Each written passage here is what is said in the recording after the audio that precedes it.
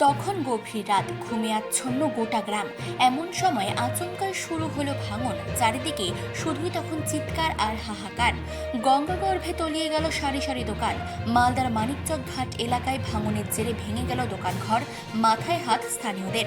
জানা যায়, গঙ্গার জলস্তর নামতেই সোমবার গভীর রাত থেকে মানিকচক গঙ্গাঘাটে প্রায় 150 মিটার এলাকা জুড়ে শুরু হয় ভাঙন। আর এই ভাঙন শুরু হতেই জলের তলায় তলিয়ে যায় একের পর এক দোকান। গঙ্গায় তলিয়ে যায় প্রায় 10টি অস্থায়ী দোকান। ক্ষতিগ্রস্ত হয় প্রায় 40 থেকে 50টিরও বেশি দোকান। যদিও এই ঘটনায় কোনো হতাহতের ঘটনা ঘটেনি। জানা যায়, মানিকচক ঘাটে গঙ্গা নদীর পাড়ে অস্থায়ী বিভিন্ন দোকান রয়েছে।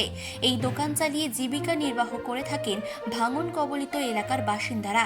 কিন্তু সোমবার গভীর রাতে হঠাৎই শুরু হয় ভাঙন, আর তাতেই নদী গর্ভে তলিয়ে যায় মানিকচক ঘাটের দোকানপাট। ফলে সমস্যায় পড়েছেন ওই এলাকার মানুষজনেরা। তবে এই প্রথম নয়, চলতি বছরের অক্টোবর মাসেও ভয়াল গঙ্গা ভাঙনে পড়েছিল মানিকচকের গোপালপুর গ্রাম পঞ্চায়েতের 3টি গ্রাম। প্রথমে অল্প বিস্তর ভাঙন হলেও দুর্গাপুজোর পর থেকে ভাঙনের তীব্রতা বেড়েছে। কিন্তু সোমবার থেকে যেভাবে ভাঙন শুরু হয়েছে, তাতে সিঁদুরে মেঘ দেখছেন সকলে। মানিকচক ঘাটে গঙ্গা ভাঙন রুখতে এখনো ব্যবস্থা নেয়নি সরকার। ফের গঙ্গায় তলিয়ে গেল দোকান। এই ঘটনার পর গঙ্গা ভাঙন রুখতে প্রশাসন কি ব্যবস্থা নেয়, এখন সেই দিকেই নজর সকলের। নদী ভাঙন চালু হয়েছে নদী ভাঙন রাত্রি 12টার দিকে। হঠাৎ করে। এই জন্য সবাই ঘুমিয়েছিল, অনেকজন নদীতে পড়ে গেছে। আচ্ছা, কি হলো কেন আপনার? সব বাড়িঘর নদীতে ভাসছে, অনেকজন নদীতেই পড়ে গেছিল।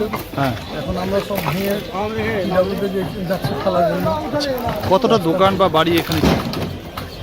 অনেক দেখতে হবে কত হবে, একটা হয়ে যাবে 20-25টা দোকান পড়ে গেছে।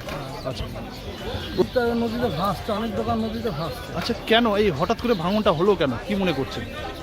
এটা কেউ বলতে পারবে না কী জন্য ভাঙন চালু হলো, এটা বলা মুশকিল। আপনারা কি আশা কম? কেউ আশা করেনি যে এরকম ভাঙন হবে, কারণ এখন নদী ভাঙনের সময় না। কিন্তু হঠাৎ করে কেন ভাঙন চালু হলো। চিফ এডিটর জিতেন সরকারের রিপোর্ট, চেতনা বার্তা।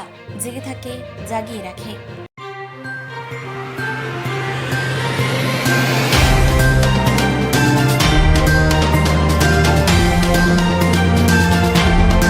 চেতনা বার্তা, জেগে থাকে, জাগিয়ে রাখে।